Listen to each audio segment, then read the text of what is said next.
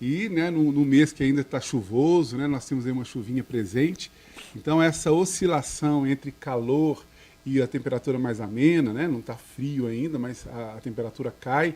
E, além disso, né, um período que já começa a ficar mais seco e, consequentemente, os processos alérgicos ficam mais presentes, Flaviano. É muito semelhante ao período da primavera, né? A entrada do outono e durante todo o outono e a entrada da primavera são os momentos que mais ocorrem problemas alérgicos respiratórios. E uma dica bem importante, né? Primeiro, a hidratação.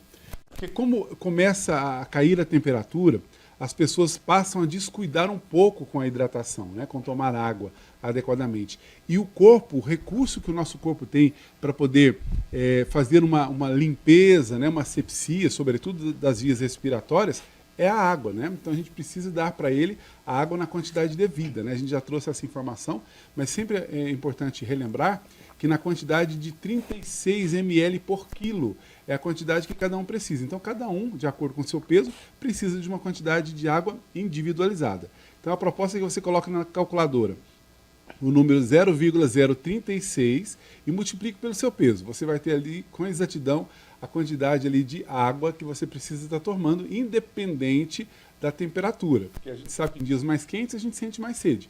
Em dias menos quentes a gente sente menos sede, mas nem por isso podemos tomar menos água. E a água vai ser o primeiro ponto para prevenir e tratar questões respiratórias como um todo, mas as alérgicas, que é a pauta de hoje.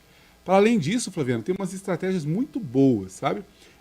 Tem algumas plantas, né, que têm um efeito antialérgico muito legal. Então, para quem tem alergias muito brandas, muito tranquilas, fáceis aí de cuidar, eu sugiro aí, por exemplo, o chá de camomila.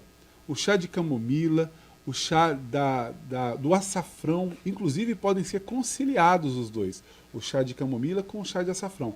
Em períodos que a alergia aperta um pouco mais, né, você pode estar tomando esses dois chás, né, para adultos sem comorbidade, são chás muito seguros, em quantidades adequadas, como as de chá. Você vai colocar aí uma colher das de chá da erva, né, ou das duas ervas juntas, nessa mesma quantidade, e uma quantidade de água de 200 a 250 ml. E aí você escalda, né? Se for o açafrão em pó e a camomila desidratada, você escalda, tampa, espera esfriar, coa e está pronto para tomar. Você toma aí de manhã e de noite. Em 2, 3 dias as alergias costumam desaparecer. Repito, para processos alérgicos mais brandos, né? Uma outra estratégia pouco utilizada, até porque é pouco conhecida, até mesmo pelos profissionais da área de saúde, Flaviano, é a própolis vermelha.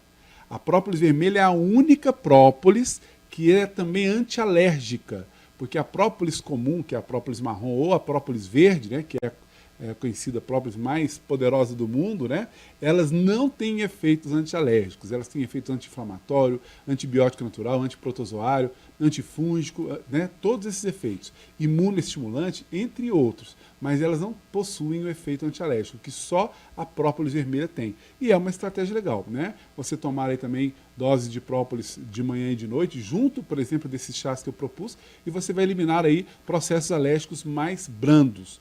Alergias mais fortes, mais antigas, como bronquites, né? As próprias rinites algumas vezes, ou dermatites de um modo geral, processos alérgicos, aí precisa de um tratamento individualizado. A naturopatia tem vários recursos completamente seguros e rápidos, né, para melhorarem essas condições. Mas, de forma caseira, de forma segura, a gente sugere aí esses recursos aí que pode livrar muita gente de alergias corriqueiras aí, Fabiano. Inclusive é importante você entrar na família do IT, né? Sinusite, rinite, né? É um monte, né? Porque muitas pessoas falam o seguinte, nesse período eu sofro muito, né? Mas sofre muito porque está descuidando da prevenção, né, Ramon? Porque, obviamente, você tem a predisposição a ter o problema, mas não quer dizer que a predisposição vai fazer com que você tenha o problema, né? Você tem como evitar, né? E uma coisa que a gente até trouxe aqui no seu programa, e é válido destacar novamente, é que todo o processo alérgico tem início no que a gente chama conflito imunológico, né? Alguns profissionais da área de saúde ainda tratam problemas alérgicos, respiratórios, por exemplo, como baixa imunidade. E muita gente pensa, eu tenho gripe alérgica de repetição, a minha imunidade é baixa. Não necessariamente. A maior parte das pessoas que têm alergias respiratórias tem uma imunidade altíssima, até por isso que ele tem mais crises alérgicas. Então, o jeito de tratar é diferente, a naturopatia oferece muitos recursos para isso, mas um fator que é presente em todo tipo de alergia é a presença de vários tipos de produtos alimentícios ali presente.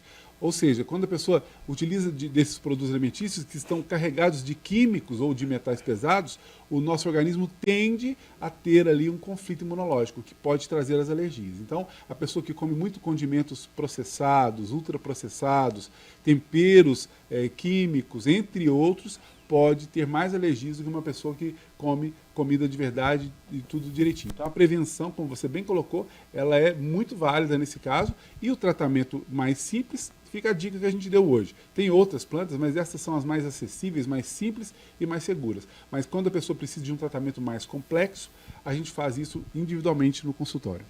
Inclusive o telefone está aí na tela, 99326228, porque ele fica disponível também para você participar. E a participação da Mayla, né, é nesse sentido, né, ô Ramon? Ela quer saber o que ela pode fazer para aumentar a imunidade nesse período. Mas então, é bom ficar atento ao que você falou. Pode ser que não seja só a imunidade. Exatamente. Né? Mayla, né? Isso. Mayla, um abraço. Bom dia, obrigado, viu, pela participação, pela pergunta. Então, a imunidade, né, já é um outro fator.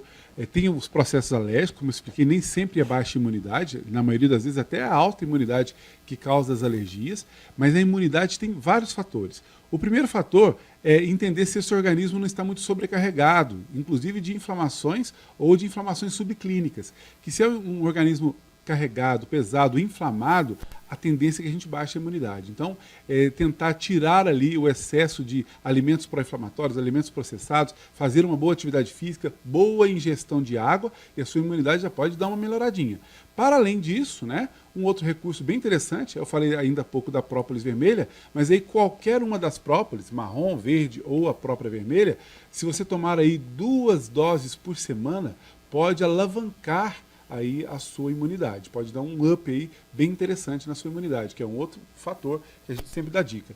E para além disso, existem algumas vitaminas que, quando estão faltosas, diminuídas, também culminam aí na baixa da nossa imunidade. Entre elas, a vitamina C, a vitamina D, também um mineral muito importante que é o zinco, né? Esses 3 aí eu diria que são dos suplementos, entre vitaminas e minerais, dos mais importantes para também dar uma alavancada na nossa imunidade. Mas para isso, claro, você vai precisar de uma orientação de um profissional da área de saúde.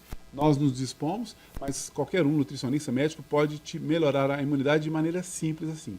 Então, para além do básico, atividade física, água, né? Diminuir os processados, tem aí a própolis, tem aí também esses recursos vitamínicos e de minerais. Também, claro, muitas plantas fazem isso, mas aí é interessante ter um acompanhamento. Tem a participação também da Selmira, como melhorar aquela tosse seca e persistente, né, que nesse período prejudica muito. Selmira, um abraço, bom dia, obrigado, viu? Pergunta importante e super pertinente ao tema.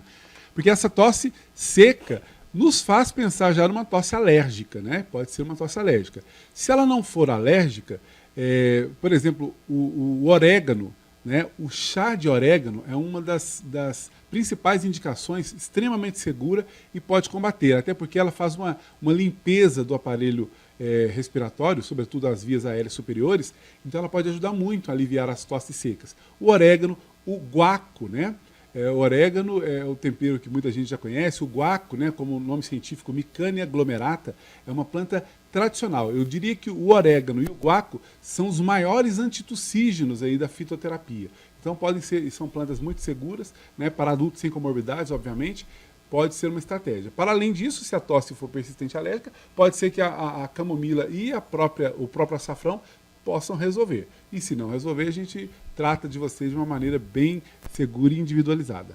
Tem um telespectador que não enviou o nome, Ramon, mas quer saber o que pode fazer para baixar a diabetes. De toda forma, a gente agradece, obrigado pela participação e pergunta, né? Olha, invariavelmente, nós não temos como fugir de uma reavaliação metabólica, o que a gente diz que é mudar a alimentação, é uma reeducação alimentar, disso aí ninguém foge.